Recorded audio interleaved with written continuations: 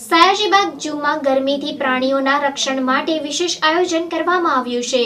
શહેરમાં ગરમીનો જોર સતત વધતું જઈ રહ્યું છે અને પારો 40 ડિગ્રીને પણ પાર કરી ગયો છે। આવી પરિસ્થિતિમાં વડોદરાના સયાજીબાગ ઝૂમાં રહેલા પ્રાણી અને પક્ષીઓને આડઅસર ન થાય અને તેમને ગરમીથી બચાવી શકાય તે માટે વડોદરા મહાનગરપાલિકા તથા જંગલ વિભાગ દ્વારા વિશેષ આયોજન કરવામાં આવ્યું છે।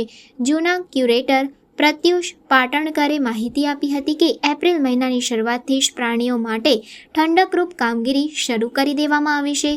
પાંજરાઓની આસપાસ અને અંદર દરરોજ 2 વખત પાણીનો છંટકાવ થાય છે।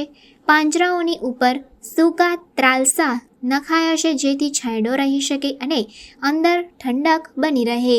તદુપરાંત દરરોજ આશરે 125 કિલો બરફ મંગાવવામાં આવે છે અને તે પ્રાણીઓની સંખ્યા અને આકાર પ્રમાણે પાંજરામાં ઉપલબ્ધ કરવામાં આવે છે જેથી તેઓ ઠંડક અનુભવતા રહે।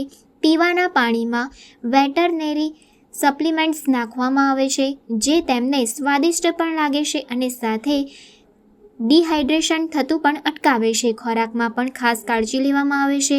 સિઝનલ ફળફળાદીઓનો સમાવેશ વધારવામાં આવ્યો છે જેથી પ્રાણીઓ તાજગી અનુભવે અને પોષણ પણ પ્રાપ્ત કરે છે। સયાજીબાગ ઝૂમાં અપનાવવામાં આવેલા આ અનોખા પગલાં પ્રાણીઓ માટે રાહતદાયક સાબિત થઈ રહ્યા છે અને ગરમીમાં પણ તેમનું આરોગ્ય જળવાઈ રહે તે દિશામાં અગત્યનો ફાળો આપી રહ્યા છે। નમસ્કાર, હું જણાવવા માંગીશ કે હવે ગરમીના ચલતે જ્યારે વડોદરા શહેરનું તાપમાન 40 ડિગ્રી પાર કરી ગયું છે, ગઈકાલે 43 ડિગ્રી રેકોર્ડ થયું હતું।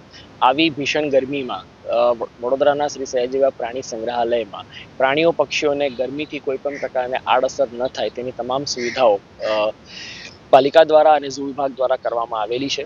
આપણે ગરમી શરૂ થાય એ મહિનાથી જ એપ્રિલ માસથી જ ઝૂ વિભાગમાં તમામ પિંજરાઓમાં અને પિંજરાના આસપાસના આજુબાજુના વિસ્તારમાં દિનમાં મિનિમમ 2 વાર પાણીનો છંટકાવ કરવામાં આવે છે। ફક્ત પ્રાણી પક્ષીઓને જ નહીં પરંતુ ઝૂ જોવા આવતા સહેલાણીઓ પણ જેનાથી ઠંડક મળી રહે।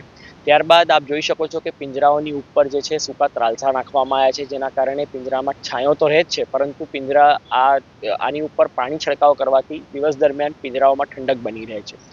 પછી તમામ પ્રકારના પ્રાણી પક્ષીઓ માટે આપણે રોજનો ઝૂમાં 125 કિલો જેટલો બરફ મંગાવીએ છીએ અને આ બરફને પ્રાણીની સંખ્યા અને આકાર મુજબ નાના મોટા ટુકડામાં કરી અને તેમને પિંજરાઓમાં અંદર આપવામાં આવે છે। આ બરફ સાથે તમામ પ્રકારની રમતો મળી, બરફ ચાટી અને એની સાથે એક રમત કરી આ જે પ્રાણીઓ છે એ ઠંડક મેળવે છે અને એમને ડિહાઇડ્રેશન થતું નથી। ત્યારબાદ એમના પીવાના પાણીમાં દરરોજ વેટરનરી સપ્લિમેન્ટ્સ નાખવામાં આવે છે। દાખલા જેમ આપણે ORS કે ઇલેક્ટ્રોલ જેવી વાત કરીએ તો જેનાથી જે પીવાથી માણસોને ડિહાઇડ્રેશન, એવા જે પ્રાણી પક્ષીઓ માટે જે સપ્લિમેન્ટ્સ આવે છે એમના પાણીમાં રોજે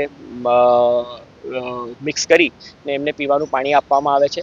સ્વાદ તો મળે છે, સાથોસાથ ડિહાઇડ્રેશન પણ નથી થતું, હીટ સ્ટ્રેસ પણ નથી થતો અને ઉપરાંત સિઝનલ ફળફળાદીના ખોરાકમાં વધારો કરવામાં આવે છે। ગરમી દરમિયાન ખાસ કરીને જેમ આપણે જાણીએ છીએ જે આપણને પણ ભાવે છે એવા તરબૂચ, શક્કરટેટી, કાકડી, કેરી એવા ઇત્યાદિ પદાર્થોનો શાકભાજી ફળફળાદીનો એમના ખોરાકમાં વધારો કરવાથી એમાંથી પણ એમને પૂરતું પર્યાપ્ત ફ્લુઇડ મળી રહે છે અને આ પ્રકારની તમામ વ્યવસ્થાથી સયાજીબાગના પ્રાણી પક્ષીઓને ગરમીથી બચાવ કરવાના પગલાં ઝૂ વિભાગ દ્વારા લેવામાં આવ્યા છે।